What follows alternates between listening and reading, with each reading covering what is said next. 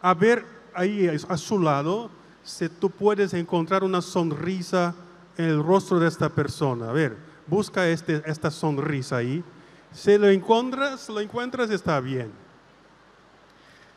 Una alegría, otra vez nos encontramos aquí, en el Pawichi, para profundizarnos un poco más sobre las verdades eternas, sobre todo aquel que el Señor nuestro Dios nos quiere hacer ver, comprender.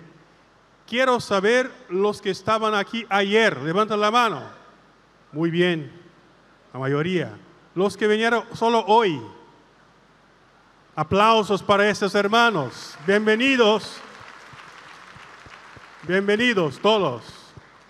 Ayer lancé un desafío porque era necesario en estos días, durante la semana del seminario, que todos traigamos con nosotros algo muy importante. Pues por supuesto que es el corazón abierto. Pero después del corazón abierto, ¿qué era? A ver, ¿quién traiga la Biblia? Levanta la Biblia. Muy bien, gracias. Ya aumentó un poco, sí. Y los otros que tienen la Biblia en el celular, en el móvil, a ver. Bien. Descargaron. Porque ayer había algunos que no habían descargado la Biblia todavía. Hoy, por lo tanto, vamos a utilizar mucho la palabra de Dios, la Biblia, para comprender un tema muy importante. El tema de hoy día tal vez es uno de los temas más importantes de estos primeros días del seminario. Si no lo comprendemos bien, mucho de lo que el Señor nos quiere revelar en los próximos días se quedará un poco así mezclado en nuestra mente. Hoy tenemos algo muchísimo importante, pero antes de iniciar el tema, me gustaría preguntar a los que vinieron ayer si se acuerdan de lo que hablamos. ¿Sí? ¿Qué es que hablamos ayer? Quisiera encontrar uno entre vosotros capaz de venir aquí y decir en un minuto lo que escuchaste ayer. ¿Quién? A ver. ¿Tú? ¿Seguro? A ver. ¿Alguien? Un minuto, pero, no es una hora. ¿Sí? ¿Seguro? A ver. Calma. Llegará tu vez. Llegará. Mira. Tu vez llegará. Cálmate. A ver. Un minuto, A ver. Gracias, buenas noches. Anoche hemos hablado de la oveja perdida. Hemos hablado de que Dios es nuestro Padre y nosotros somos sus hijos. Y Él nos resguarda todo el tiempo, a pesar de que somos tan desobedientes. Eso hemos hablado anoche un poco. Gracias. A ver, entonces, ¿qué puedes completar? ¿Qué puedes completar de lo que Él no dijo? Ya lo había nombrado otro hermano también. Hablamos también sobre cómo hay que confiar en Dios, ¿no? Y es una realidad, hay que confiar en Él. Muchas veces pasa que nosotros nos impacientamos porque por lo menos la generación actual, y eso que yo soy de la generación actual, somos tremendamente inmediatistas, ¿no? Y entonces es como que decimos, no, Señor, si no lo haces a mi manera y no lo haces ahora, entonces chao. O si no, ay, Señor, estoy cansado de esperar. Pero no es así, el tiempo de Dios es perfecto y por lo tanto tenemos que confiar en lo que Él va a hacer y cuándo lo va a hacer y que lo va a hacer de la mejor manera. Su voluntad es perfecta y sus tiempos también porque Él es perfecto.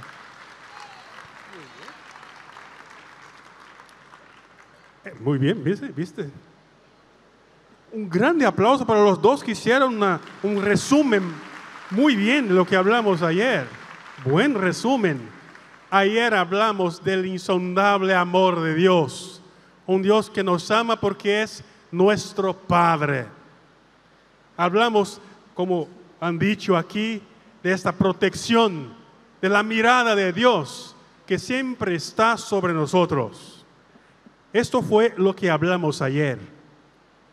Y ahora, para empezar el tema de hoy, les hago una preguntita. Es importante eso. La pregunta nos abre un poco la inteligencia para el mensaje que Jesucristo nos quiere enseñar. Mira, si Dios es amor y su amor es eterno e infinito, es eterno, ¿no? ¿Sí? Amén. Es infinito, ¿no? Si Dios es amor y si su amor es eterno e infinito, ¿por qué muchas veces no sentimos ese amor? ¿Y por qué, si Dios es todopoderoso y tiene bajo sus ojos nuestro mundo, encontramos tantas cosas raras? Por ejemplo, tal vez aquí en Santa Cruz no pasa eso, porque como me dijo el padre Diego, ustedes todos son muy santos y aquí no hay problemas. Pero a veces puede pasar en la luna. ¿Por qué existe en este mundo injusticia? ¿Existe o no injusticia? ¿Por qué? Si Dios es amor, si su amor es eterno, infinito, si Dios es todopoderoso, ¿por qué existe malicia, codicia, envidia? ¿Existe envidia? Sí, no creo que no, esas cosas antiguas, ¿no? Existe envidia. ¿Quién aquí ya ha visto alguna envidia en su familia? Coraje, coraje. Voy a facilitar la pregunta. ¿Quién aquí ha visto alguna envidia en su calle? Aumentó. Si Dios es amor, si Dios es todopoderoso, si su misericordia es eterna, ¿por qué existen homicidios, violencia, mentira? ¿Por qué? Esta tal vez es la pregunta que muchos que se dicen ateos hacen. Los que quieren decir que Dios no existe, que el amor de Dios no existe, muchas veces hacen esta argumentación. Dicen, no es posible. Si fuera verdad que Dios es amor, no habría en este mundo, en mi calle, en mi familia, en mi vida, tantos problemas como estos. Pero la respuesta les doy hoy, querido hermano, querida hermana. La respuesta es muy sencilla, muy profunda, muy fuerte. La razón por la cual muchas veces estas cosas, estos errores pasan en nuestra vida es porque existe el pecado. El pecado es la razón por la cual muchas veces todo el amor, el poder de Dios, que es verdadero, no lo sentimos, no lo vemos, escuchamos. A veces incluso vemos el amor de Dios en la vida del vecino. Y sabemos del otro que fue a la misa y después de la misa hubo una sanación muy fuerte y el otro que estaba enfermo se quedó sano y decimos, sí, el amor de Dios por él, pero en mi vida no lo veo, este amor. ¿Qué pasa entonces? La respuesta es esa, el pecado. Padre Delton, ¿de dónde saca esta verdad? No podría sacar de otra parte, de otro lugar, sino de la Biblia Sagrada. Empecemos entonces abriendo nuestra Biblia. El primer libro de la Biblia, que es el Apocalipsis. No es este. Atención. El primer libro de la Biblia, que es Apocalipsis. Génesis, Padre, ¿qué es esto? el primer libro, el Génesis, primer libro de la Biblia, el capítulo 3. Y vamos a leer esta parte muy importante para comprender lo que pasó. Sabéis la historia, ¿no? Nuestro Dios es el Creador.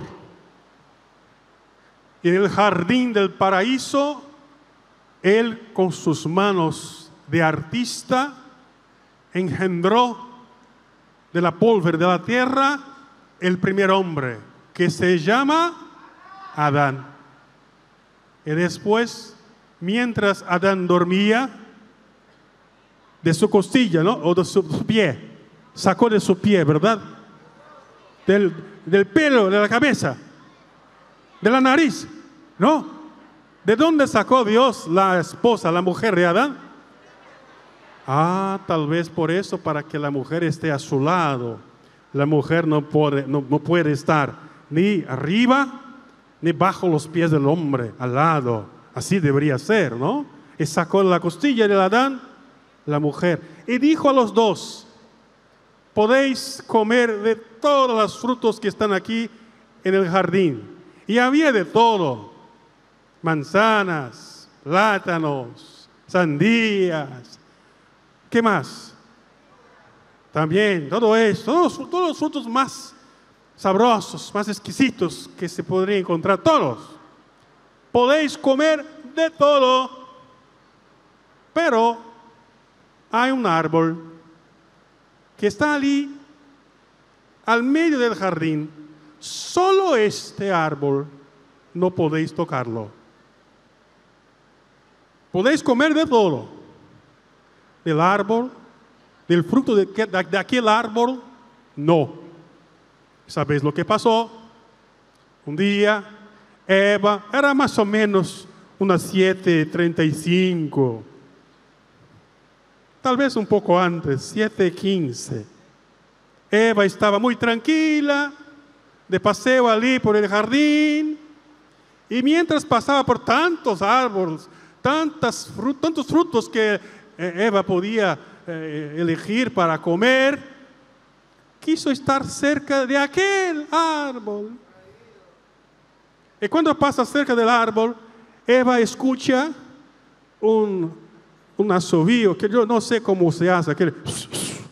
¿Quién sabe hacer este? ¿Quién? Era ese, tú estabas allá. Exactamente fue así. Pienso que esta persona estaba allá, porque fue exacto así. Y Eva se quedó: ¿qué pasa?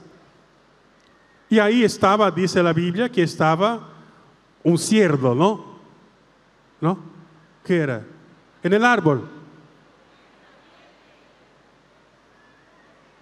La serpiente. Y la serpiente preguntó: mira, Eva, buenas noches, Eva, ¿qué tal? Mucho gusto, estás aquí, primera vez. Eva, mira, es verdad que Dios les dijo que no pudiera comer de nada. Mira que la pregunta ya contiene una mentira. Y Eva dijo: no, Dios dijo que se podría comer de todo, pero de este árbol no. Mira cómo es la acción del enemigo.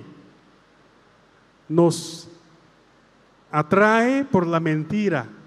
Pero el gran error de Eva no fue comer del fruto de aquel árbol. El gran error de Eva fue escuchar y hablar con la serpiente. Este fue el gran error. Ni mismo acercarse del árbol debería hacer Eva. ¿Y sabéis lo que pasó? Eva comió del fruto, después se quedó mal y llamó a Adán y dijo: Adán, come también tú. Y Adán, no sé qué, tarará, barará, ¡chum!, come también. Y aquí entra el texto que vamos a leer ahora. Capítulo 3, versos 7 al 10. del libro del Génesis. Así dice la palabra.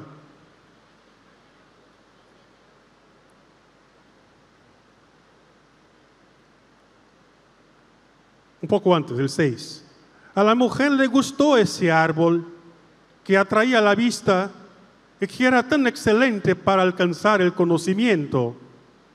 Tomó de su fruto y se lo comió y le dio también a su marido que andaba con ella, quien también lo comió.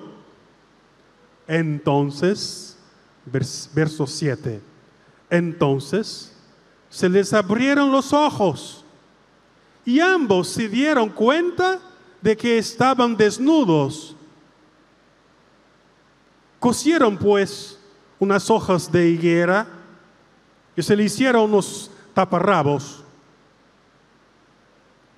Oyeron después la voz de Dios que se paseaba por el jardín a la hora de la brisa de la tarde.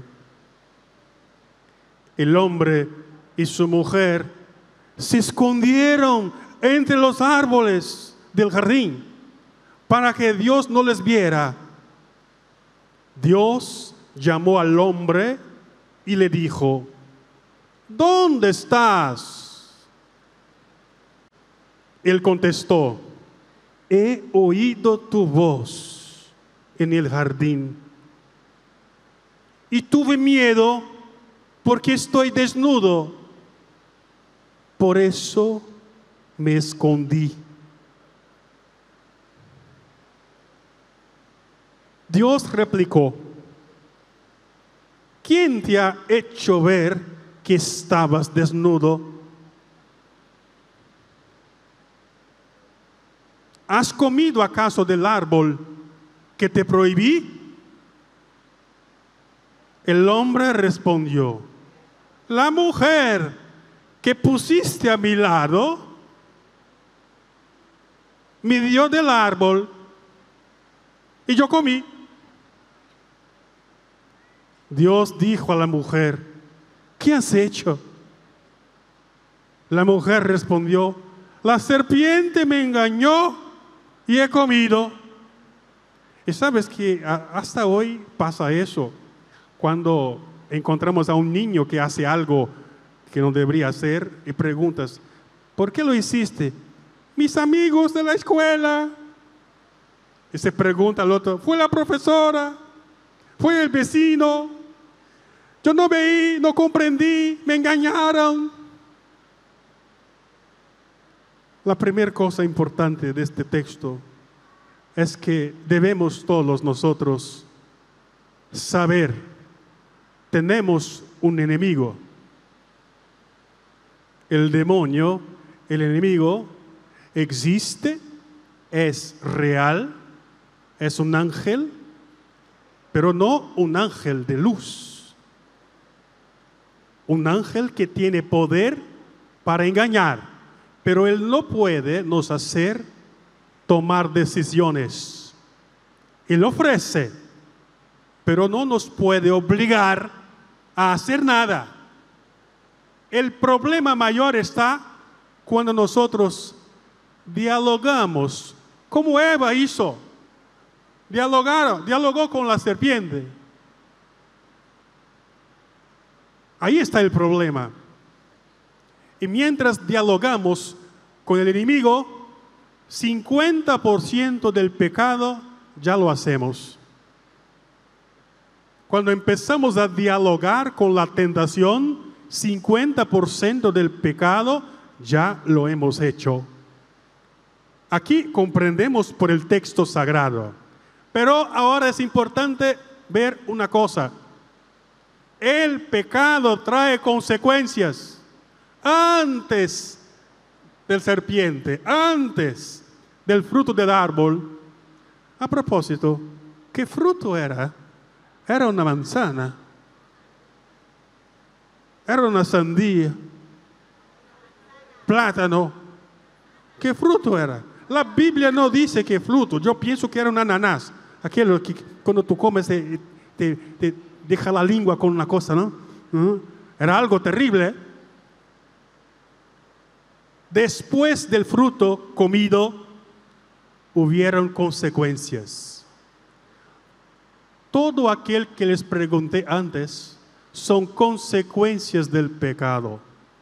Cuando les hablé de la envidia, de la injusticia, de la violencia, de las personas que son homicidas, todo esto son consecuencias del pecado.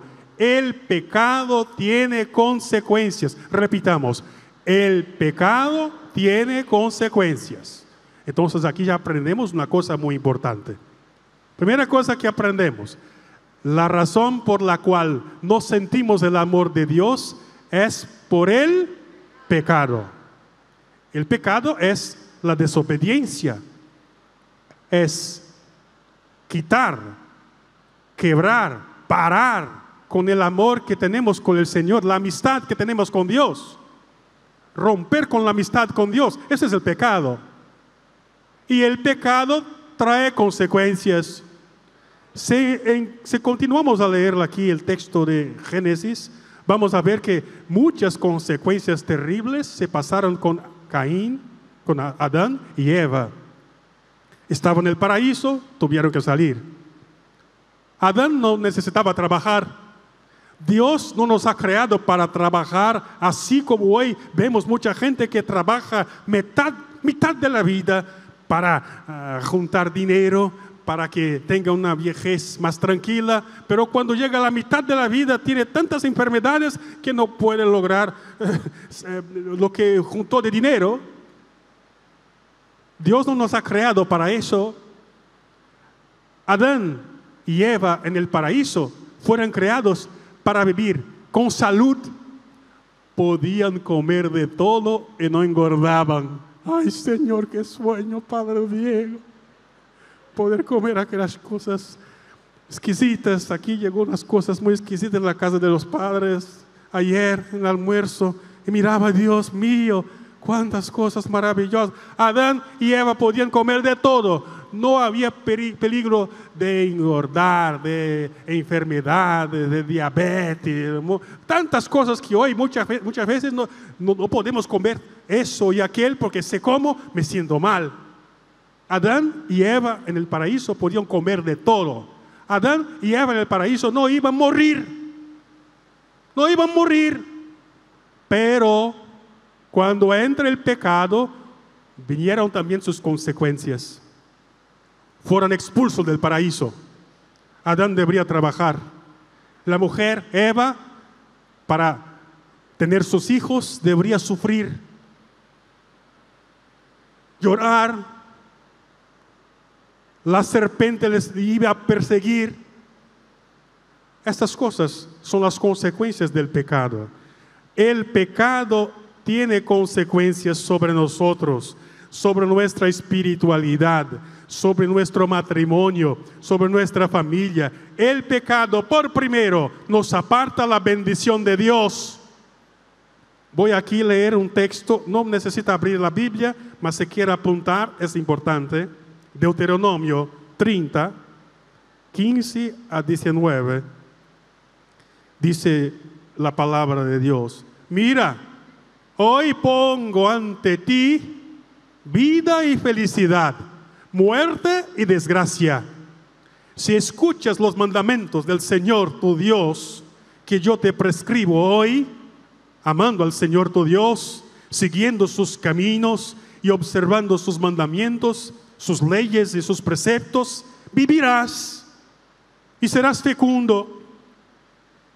Y el Señor tu Dios te bendecirá en la tierra a la que vas a entrar para tomar posesión de ella. Pero si tu corazón se desvía, si no escuchas, si te dejas arrastrar y te postras ante otros dioses y les das culto, yo declaro hoy que ustedes morirán. No vivirán mucho tiempo en la tierra a la que entrarán para tomar posesión de ella después de pasar el Jordán. Mira qué palabra terrible. Otro texto importante, esto sí podemos abrir la Biblia. La carta de San Pablo a los romanos. Para les ayudar, la carta a los romanos está más o menos después del Génesis y antes del Apocalipsis. Porque a veces la gente no sabe abrir la Biblia para les ayudar, ¿eh? Después del Génesis y antes del Apocalipsis van a encontrar el libro, la carta de San Pablo a los romanos. Y vamos al capítulo 6,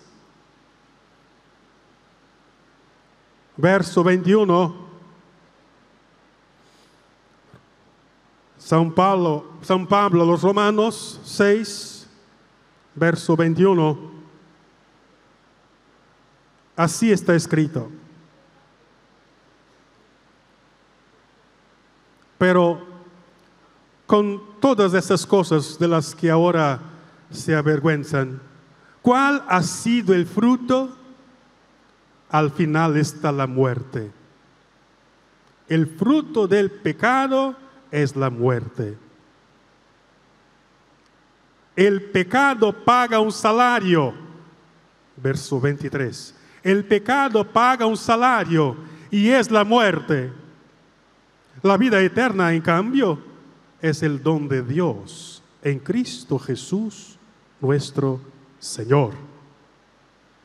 Consecuencias del pecado nos aparta de Dios. Nos hace acercarnos de la desgracia y de la maldición.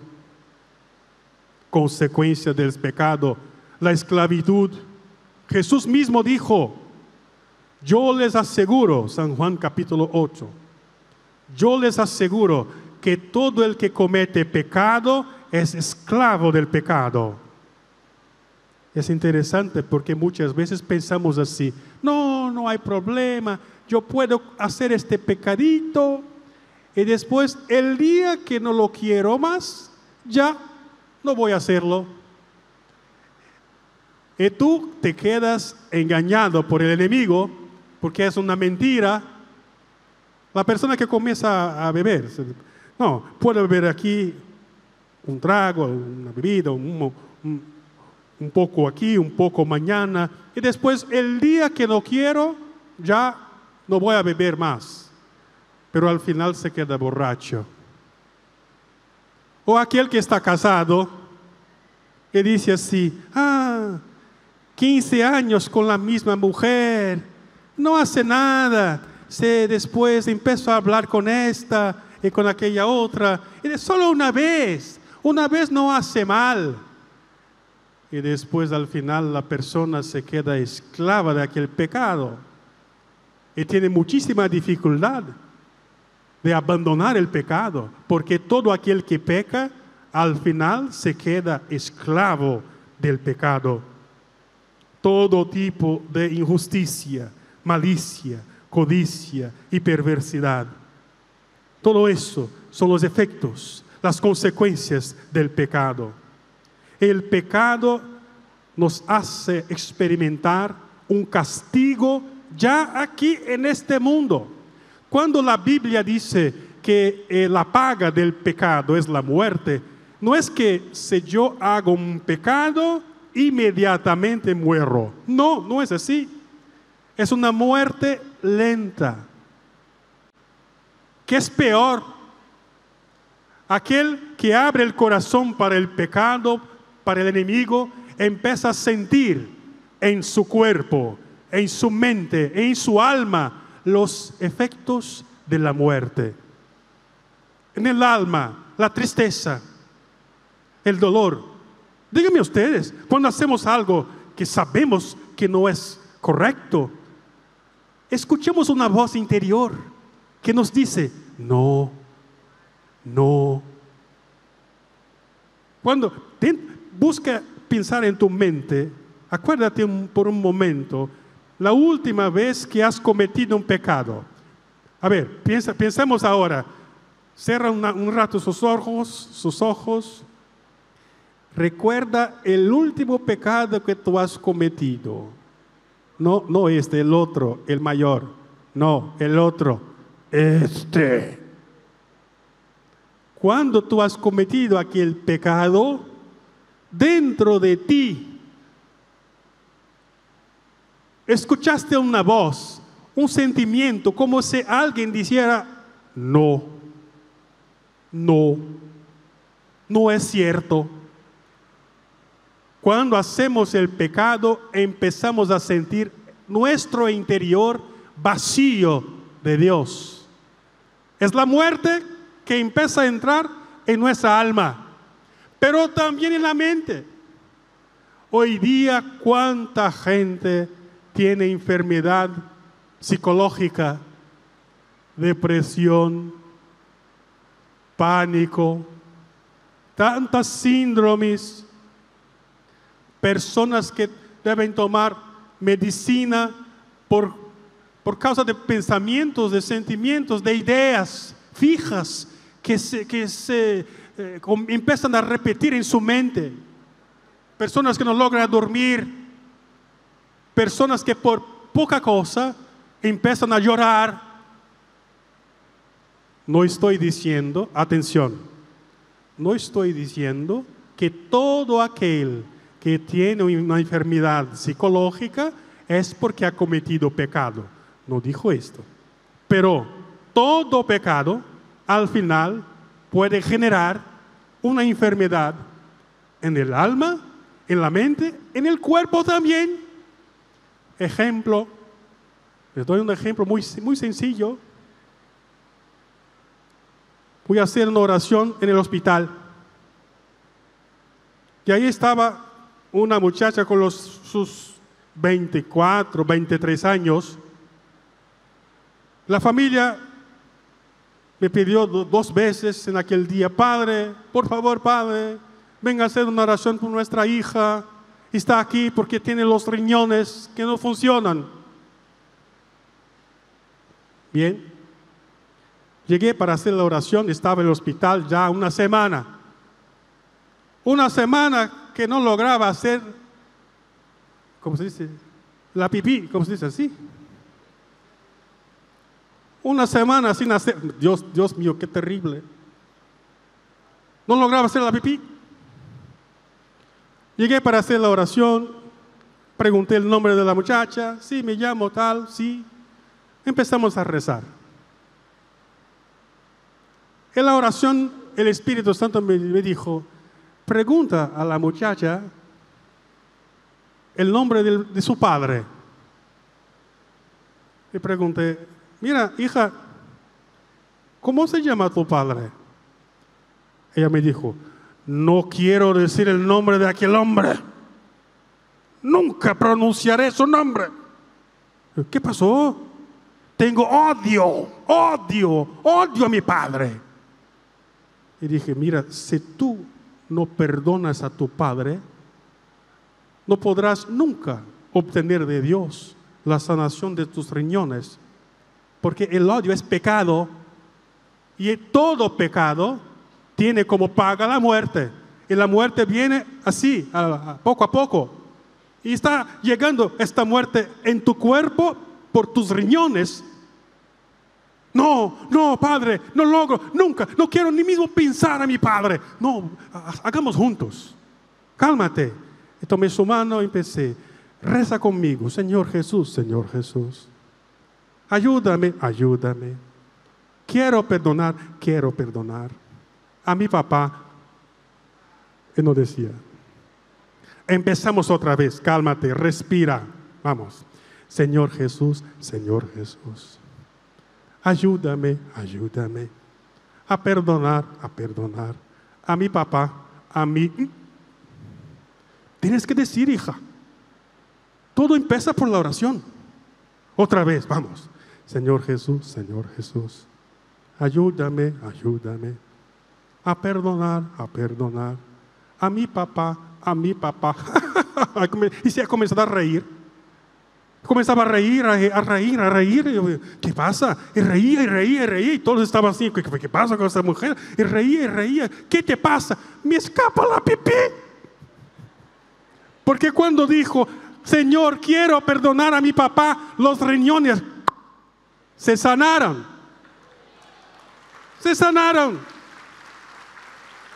El pecado tiene como paga la muerte, pero la muerte viene a poco, en la mente, en el alma y también en nuestra salud corporal. La palabra de Dios es verdadera. El Espíritu Santo, por lo tanto, nos revela esta verdad sobre el pecado y debemos entonces, ante el pecado, tomar decisiones.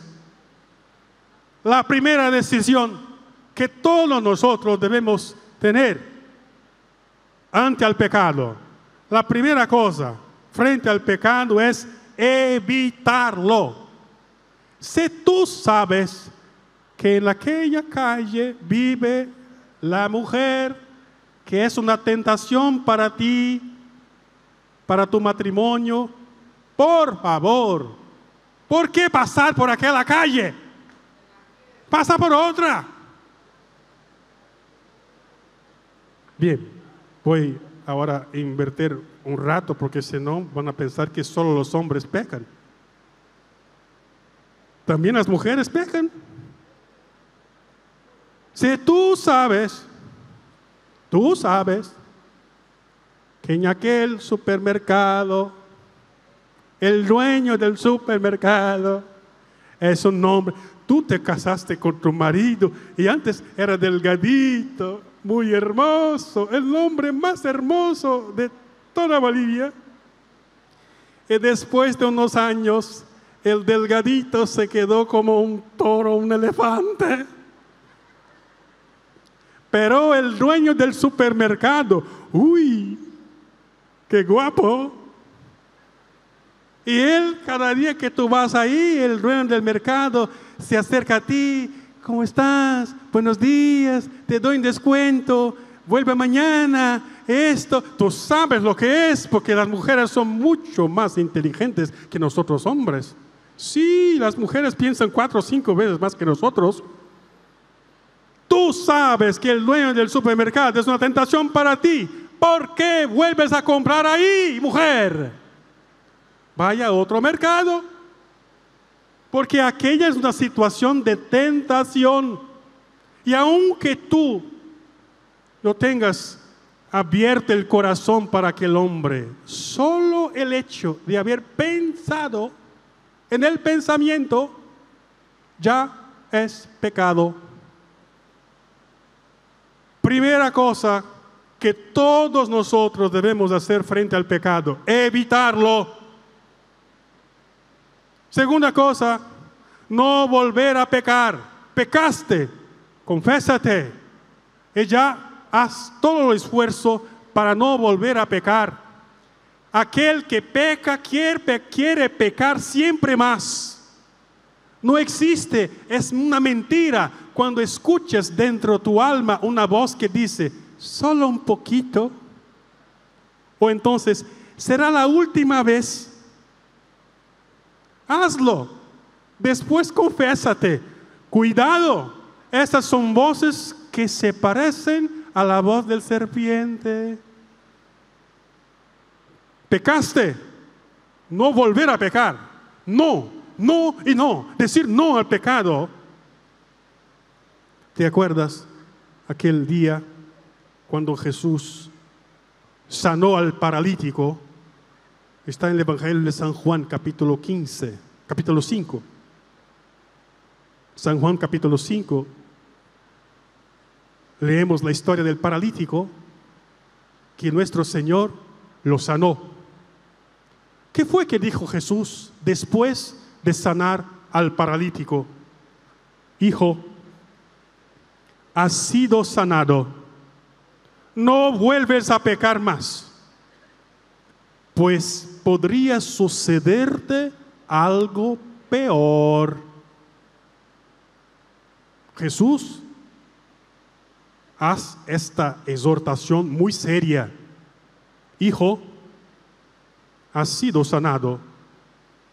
No vuelves a pecar más, pues podría sucederte algo peor. Un poco más adelante, en el capítulo 8 de San Juan, encontramos otra escena. Jesús con la mujer adúltera, ¿se acuerdan? La mujer, interesante en la historia que dicen la mujer adúltera, pero no hablan del hombre adúltero, ¿no? Porque no existe un adúltero solo, son siempre dos. Para que haya el pecado de adulterio, es necesario que existan dos personas, no una. Pero la Biblia dice, la mujer adúltera. La mujer es llevada en la plaza pública, sabéis de la historia. Todos estaban con piedras, iban a matarla, porque el pecado de adulterio tenía una paga pública que sería la muerte. Y Jesús dice, aquel que no tiene pecado, que lance la primera piedra. Todos se van. Y al final Jesús pregunta, mujer, nadie se ha atrevido a condenarte. Y la mujer contestó, ninguno, Señor. Entonces Jesús añadió, tampoco yo te condeno. Puedes irte, pero no vuelvas a pecar. Tampoco yo te condeno. Puedes irte, pero no. Entonces, pecaste, no vuelvas a pecar. ¿Y cómo hacerlo eso, Padre? ¿Cómo? Ya lo he intentado muchas veces. Por primero, es importante buscar la fuerza en Cristo Jesús. En Él podemos. En Él.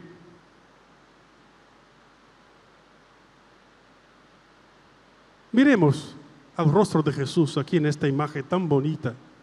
Mientras el Padre Diego hacía la oración, y yo veía la dificultad un poco, mucha gente que estaba con la cabeza no sé dónde.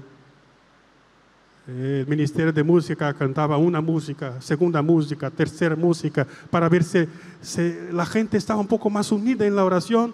Y yo miraba a los ojos de Jesús y Él me decía, mucha gente viene, pero no sabe mirar a mis ojos. No ha aprendido todavía a encontrar en mí, en mis manos, en las llagas de mis manos, las llagas de mis pies, en mi mirada, la fuerza para no caer en tentación.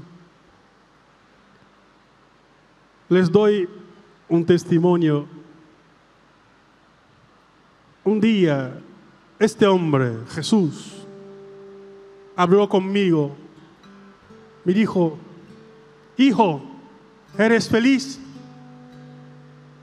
Y yo le dije, Señor, soy feliz.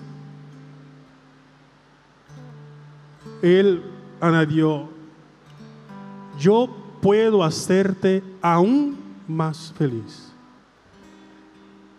Yo tenía mis 17 años. Entonces tomé la decisión de seguir a Jesús. Hoy, a los 48 años de vida, puedo decir que mitad de mi vida, más de mitad de mi vida, intento seguir a Jesús. Nunca, en ningún momento de mi vida, el Señor me ha traicionado. Él es fiel. Buscar la fuerza en Jesús es un secreto muy importante para lograr parar de pecar. Grabé esta música en portugués que dice así: Cristo, yo te amo. No hay nadie como tú. Nadie como tú. Y más, Señor, yo no sé dónde estuviera si yo a ti no te tuviera, si no hubiera conocido al Dios que me ama, al Dios que me ama.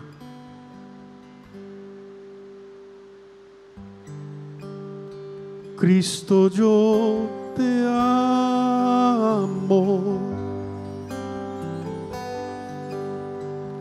Cristo, yo te amo. No hay nadie como tú.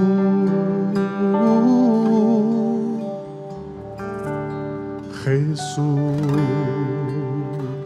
Es verdad. Cristo, yo te amo.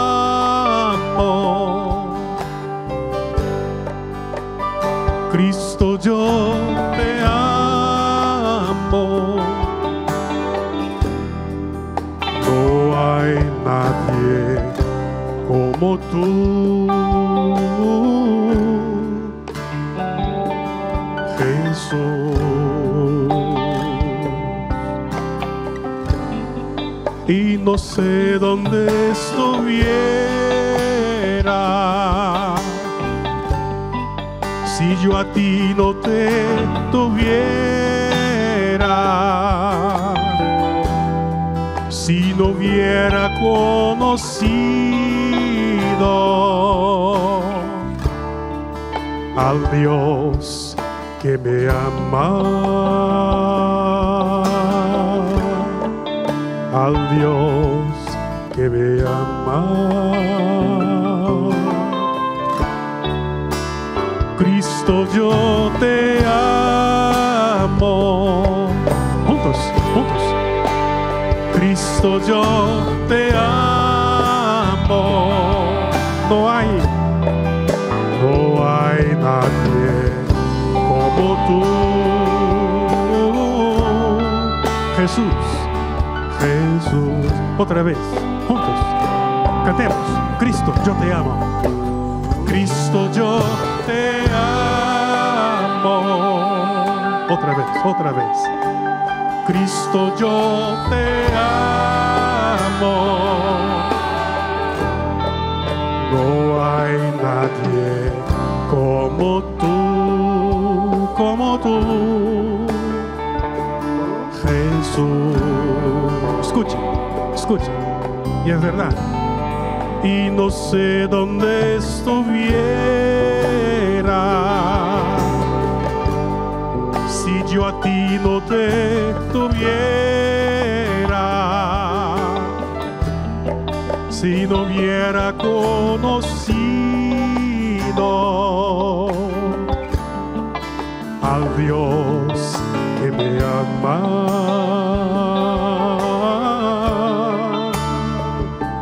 Jesús. Juntos, entonces, con el alma, Cristo, yo te amo. Cristo, yo te amo, mi Señor. Cristo, yo. No hay nadie como tú, no hay nadie como tú, Jesús. Quiero escuchar tu voz, quiero escuchar a ti, fuerza. Cristo, yo te amo. Fuerza, fuerza. No hay nadie como tú, Señor. No hay nadie.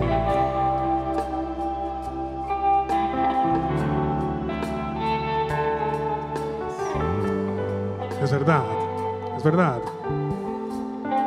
Y no sé dónde estuviera